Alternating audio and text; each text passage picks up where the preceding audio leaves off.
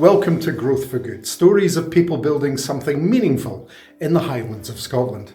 I'm Drew Hendry, and in this episode I'm talking to Kurtis McMillan. Kurtis is the founder of Ar Gàradh. In Gaelic that means our garden, and it's a community interest company that's only been underway for about 6 months.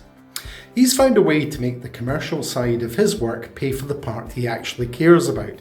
Garden care for people who are isolated, or people who are grieving, or just need somebody to turn up. This is still very early days for him and a bit of a departure for us to concentrate in a newly founded business, but that's what makes this conversation worth having. We talk about where the instinct came from, a business that ended because his old partner wanted to go to Spain, and a moment with a client called Louise that tells you everything about why Ar Gàradh exists at all. So here's Kurtis McMillan. So Kurtis, thank you for joining me in the podcast on Growth for Good. Thank you for having me. Tell me a little bit about you. Where did you come from? Have you lived in the Highlands? You moved to the Highlands? Tell us about you first. Okay. I grew up in Bewley. I moved around quite a lot as a child. So I was in Bewley until I was about 8 or 9 years old. Moved down to London, then to Liverpool, and then back up to the Highlands, where I stayed with my grandparents in North Keswick. And was this a life choice that you made in terms of leaving home, or was this family that had taken you there? Or? Yeah, it was family that had taken me there. So we moved away from Bewley with my mother down to London, and then back to Liverpool. And then I made a choice to come back up and live with my grandparents because this is where I felt I belonged. So yeah, I stayed with my grandparents, went to Charleston Academy, loved school, really enjoyed it. And I suppose that's where my love of gardening really was born. Can I just take back a wee step there? Because you made a really interesting comment about this is where you felt you belonged. And I've got some empathy with that because as a young child who wasn't from the Highlands, right, I came here and immediately thought, this is where I belong at the age of 8. What was it? What was that draw like? What was that feeling like that you'd had experienced these big cities, you just had to come back to the Highlands? Tell us about that. I suppose that's it. It's kind of a combination of the slow pace of life here. You experience the fast pace, which is quite bewildering for a child who grew up in Bewley, but also that sort of tangled with nostalgia. All my friends were here. My family were here as well, from my father's side, and I just always felt like I needed to get back up here. I needed to be.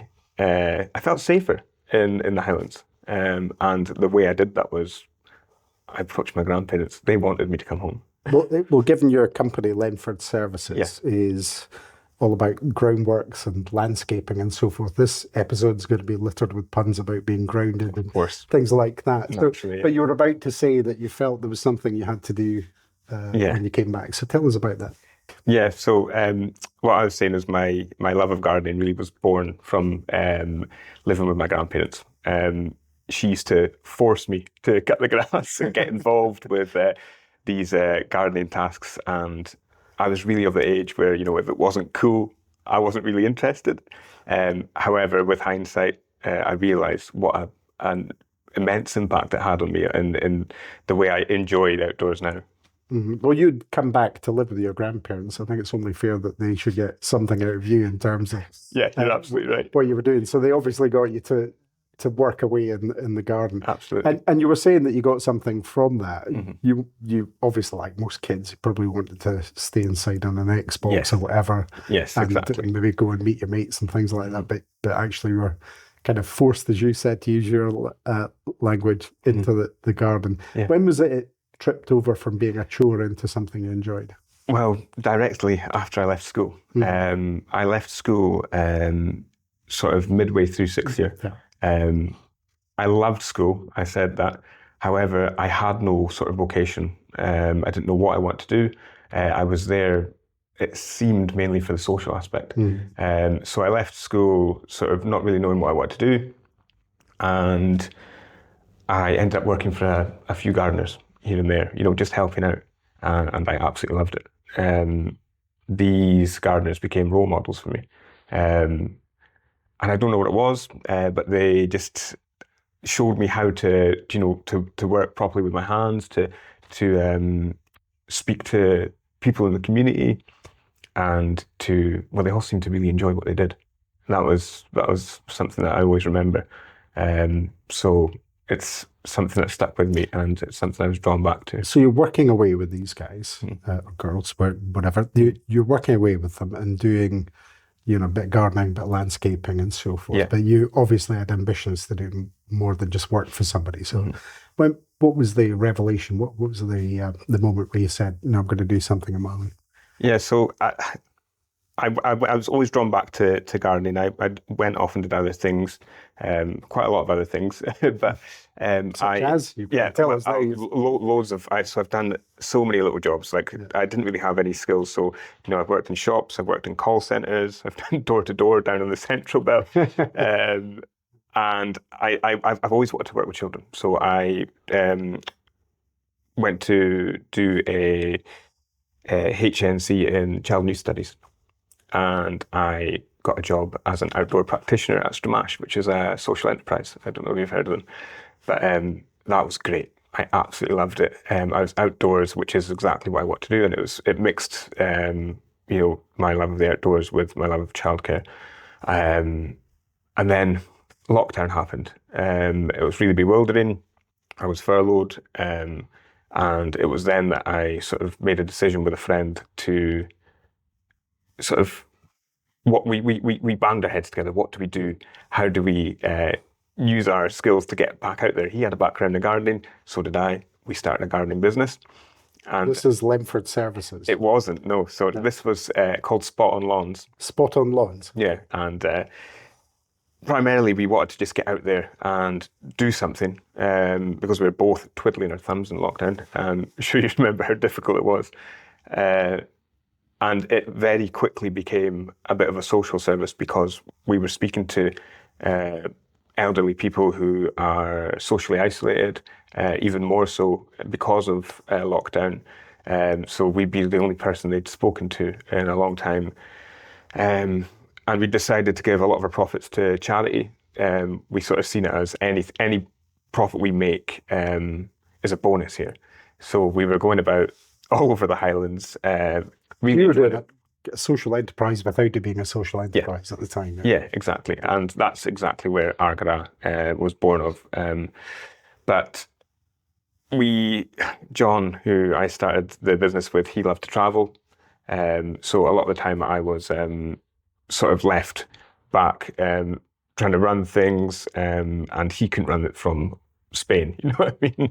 So we sort of difficult to do gardening from Spain. Yeah, exactly. We came to the amicable agreement to just sort of liquidate that company, and then that's when Lenford started. So you started that as your business. So yes. That, everybody's got to pay the bills. Yeah. A lot of entrepreneurs started businesses during the COVID lockdown. Yeah. You're no different to that, except you had this kind of hybrid social enterprise. Yeah. Then that dissolved, but you had some lessons from that. Yeah. And then you started your own Lenford Services. So you're charging for work, but there was obviously something nagging you in the back of your head about what you'd left behind. What was the light bulb moment that said, Ar Gàradh, I'll do this? Yeah, the light bulb moment it happened gradually. There wasn't an exact moment where I was like, this is going to work, but I like to run a lot. I like to walk. And each time I'd go out for a run, I'd walk out, find clarity. Or when I was gardening, I'd find clarity. And this idea would pop into my head, and it was unpolished. And I wasn't really sure what it might look like. However, over the space of 6 years, I was able to sort of work on this business model. And it's born of meeting vulnerable members of the community in my line of work, and also my experience when I was younger. So yeah, it made sense that this was the right thing to do. I just needed to figure out how I do it. And at the end of 2025, I felt I was ready to make the jump. And, I did it. I broadcast what we were trying to do on Facebook, and the response was incredible. And before I knew it, What were some of the responses like?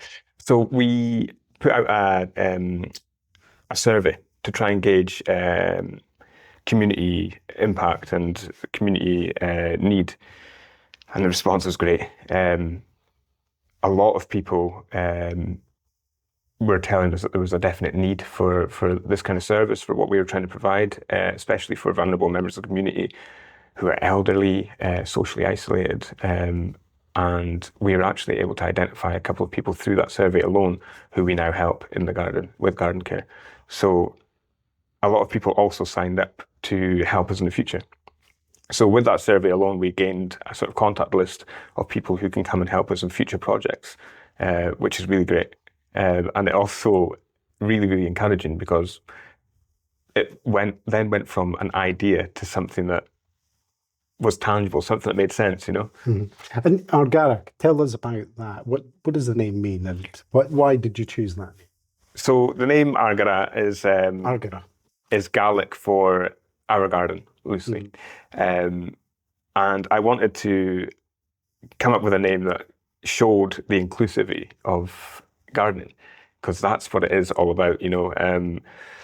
When I was gardening for people, it was trying to come up with an idea of how I could use my expertise, my knowledge and my tools to help people. So I started doing that, and it very quickly became obvious that, you know, it's not just a garden, it's our garden. The spaces that we share should be maintained and looked after collaboratively. So you set up a CIC, a community interest company. We talked about you having kind of almost done that with your quasi social enterprise you had when you started up during lockdown, where you helping people earlier.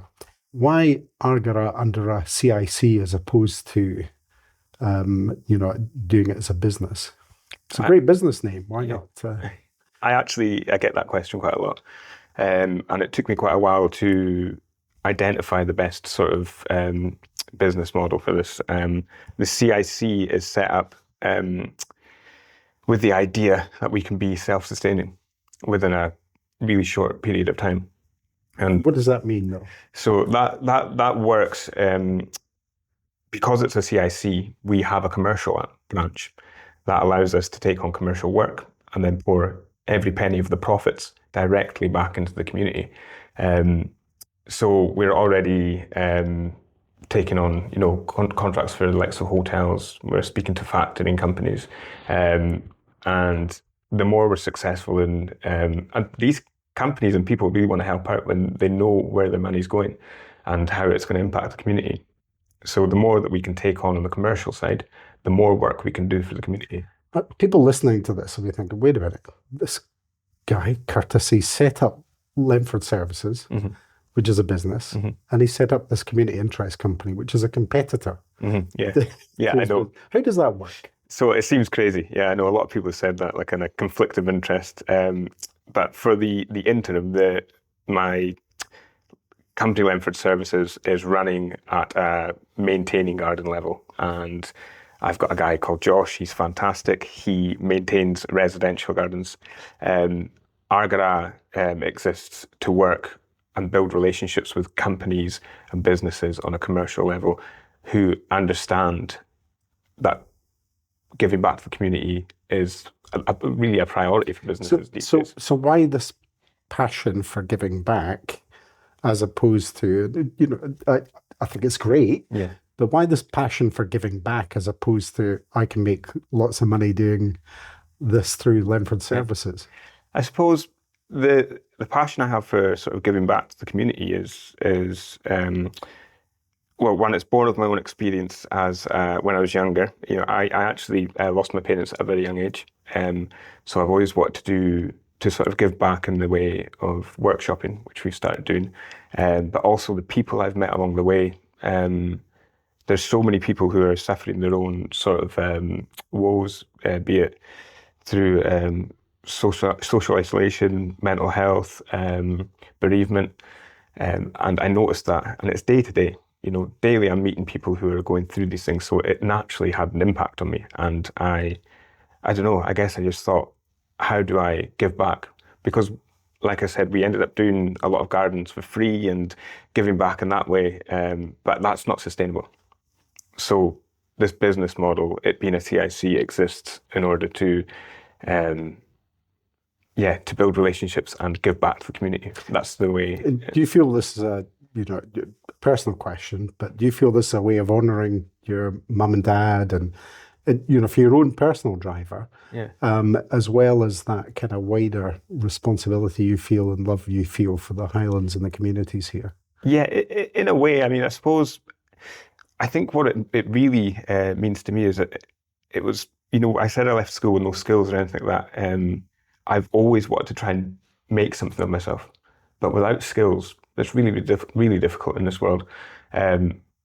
So, I naturally try and help people, and it took me a while to realize it, but that's the way you make a difference. That's the way you make something of yourself and build something that's really that works and that's important. And it's great to give back as well. It's I don't feel anything. Is that your motivator, that feeling of 100%, getting that response back from 100%. People? And we've just started, and the feedback I've had from people, we just did our first workshop with Crocus Highland, and some of the kids said that they feel like they found their calling, and they feel like there's part of something really special. How does that hit you when you hear something? Just done the worst thing in podcasts where you pat your microphone. But how did you feel when you get that feedback that people go, "This is amazing," like that? Really, really good. I don't really have words for it. It's kind of it's not something that you think of until you sort of get home at night, because. But life-changing, these conversations say, "Oh, this has changed things for me." Yeah, really good. That's why we do it. Yeah. I suppose, it's, gardening changed my life. If I'm able to then give it back to other people in the form of Ar Gàradh, it just makes me feel like I'm doing exactly what I'm meant to be doing, So we've talked about some of the challenges financially and structure-wise and things like that, and the feedback that you're getting from people and the good stuff that comes out of that as well. But what's been the hardest thing you've found? The company's it's a 2026 company, so as we speak, it's only a few months old. Yeah. What's been the hardest thing you've found on this journey to getting to where you are just now? The most difficult thing, I would say, is pouring a lot of time and effort into something that you're not really. I've got a young family, so pouring a lot of. How old are your children? So my eldest is 6, and my youngest is 2. And anybody who's had children know that's a handful. It's a handful. It's great, but it's a handful. Yeah, yeah, exactly. Yeah. And my partner Rachel, she works full time. I work full time, but I've taken a hit in the interim to try and get this Ar Gàradh up and running, and I've also taken a back step from my limited company as well. So, the challenges are sort of day to day when it pops into your head, I'm not really making any money from this. That can sometimes be quite difficult, but I just remind myself that this is short term. If I do things right now, in the future, it'll just sort of work itself out, So I would say that's the most difficult part. And you're talking about people coming out to say good things and so forth. Who's come out to support you that you didn't think would? I don't think I had any sort of major expectations in who was going to support me. I didn't really know what that looked like. But I would say the most surprising thing, and this sounds ridiculous, is the amount of people in the community who have supported us. We received a donation, which is not something I ever thought we would be looking at doing. And it unsolicited, just came. Yeah, and it was from a customer of mine through Lenford's, and it boils down to why I started Ar Gàradh, because I was building a fence for this a widower. Her name's Louise, and she's a lovely woman, and she offered me a cup of coffee. And I had the coffee, and I sat and I listened to Louise's story, and her story was great. She had a background in bereavement, and her husband was looked after by the Highland Hospice, so naturally I told her about what we were trying to deliver, and I don't know. We just sort of met on a really good level, and then when I'd finished the job, she presented me with a check Fantastic. to the tune of £500, Mm. which was, something that I didn't even know what to do with the check at this point. I just come to build a fence. Yeah. But I stay in touch with Louise now, and I've built a good friendship with her over just meeting her and sharing stories and sharing experience, and that was an eye opener. It all boils down to communication, and that's why it's community driven. And have you had in your few months that you've been doing this, have you had occasion when you've approached somebody you thought, or a body or whatever, you thought they would help, they'd be most inclined to help, but they've just said no, don't like this idea, or turned away? Had anything like that at all?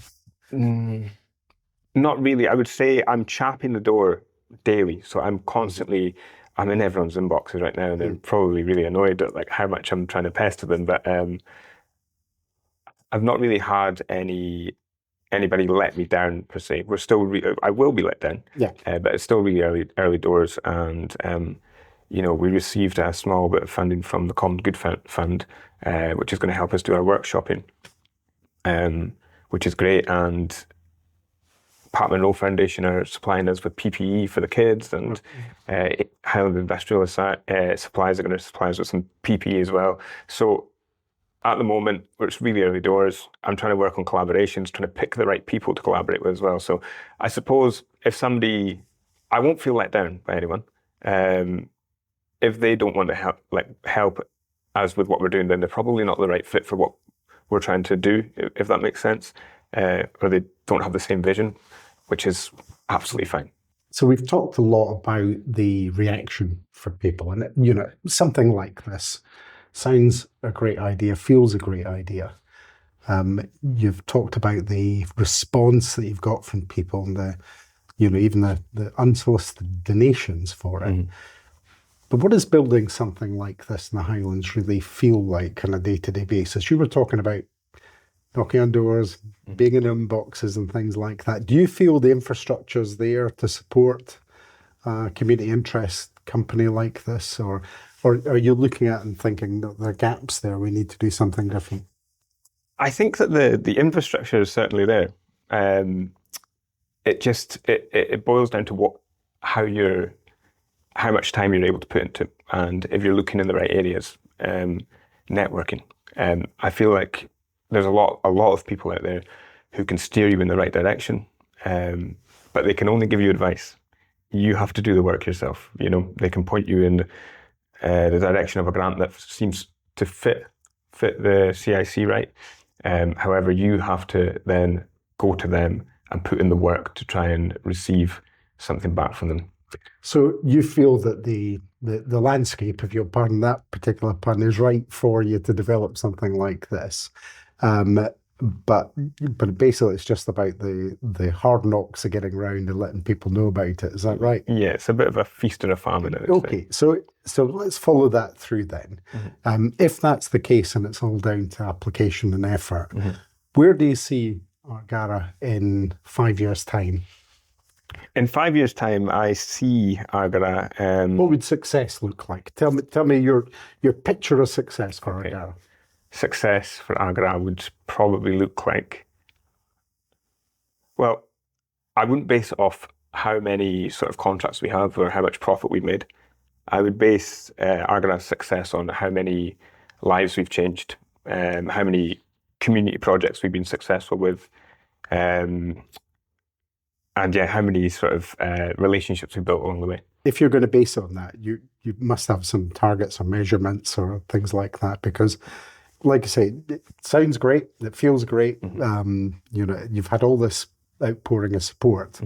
And if you're saying, right, it's about how many we do of that, have you put a figure on that? Have you actually put some kind of target on it? So target-wise, it's quite small at the moment. To put a figure on it, if we are to take on a garden for a vulnerable member of the community, which we're working with a Highland Hospice with at the moment, that works out for the year at around £2,000 per garden. And that includes everything with your overheads, your your fuel, your labour, stuff like that, and materials.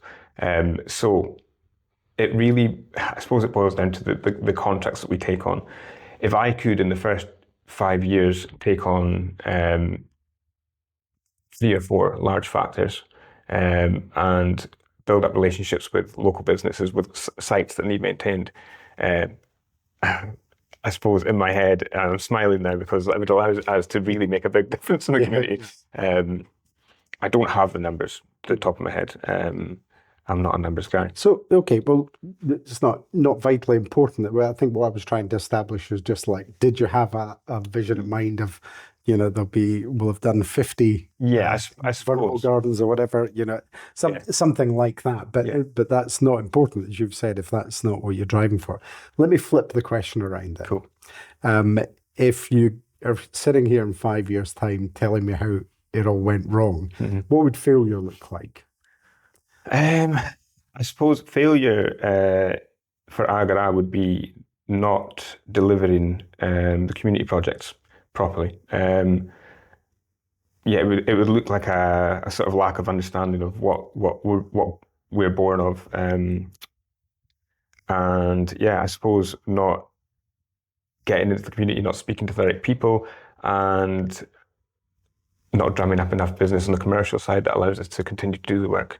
It's not going to happen, but I suppose that would be. I don't think it will either. I'm just interested to get inside your head about absolutely. what you would not want to happen. Because I think naturally, and correct me if I'm wrong here, from what you've told me, you're thinking like a gardener. So you're planting seeds, and you're doing all these things to kind of create the conditions to allow something to grow. But what you probably haven't kind of like got into your head is what that, well, maybe you do. And that's what I was trying to get to. What is the final garden like when these things have grown from there? But you can see the nurturing part very clearly. I think, so my vision is to, if in the future we are super successful and we have a sort of fleet of people who are employed by us doing site maintenance and ground maintenance, and all the factoring is going well, and we're able to win tenders and so on. I would like to have sort of funded roles, or be able to fund a role for volunteers, or someone who manages volunteers, who's doing the community work and helping out. For me, it looks like everybody's involved. Now we're getting somewhere, because what you're actually describing there is the people that you're going to bring on and develop. You talked earlier about young people.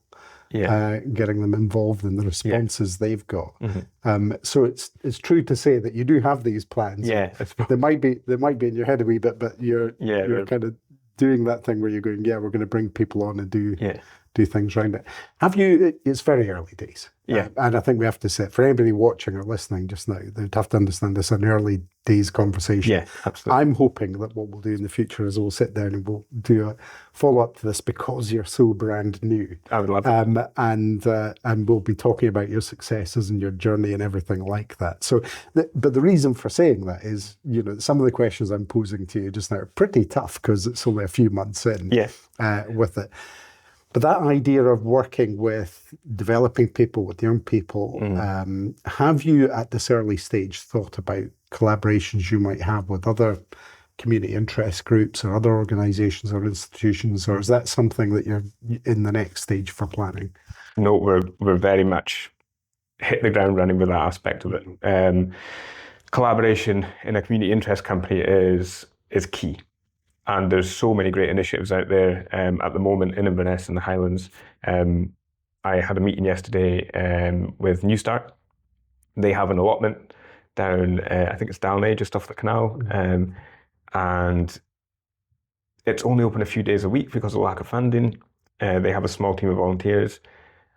So we're in talks with how we work together and how we get in and to sort of take care of the allotment. Allotment needs constant care, and it also provides, it has the potential to provide a great source of well-being for a lot of vulnerable members of the community. So again, it's the embryonic sort of stage of talks with New Start. However, it's got the potential to sort of be far-reaching.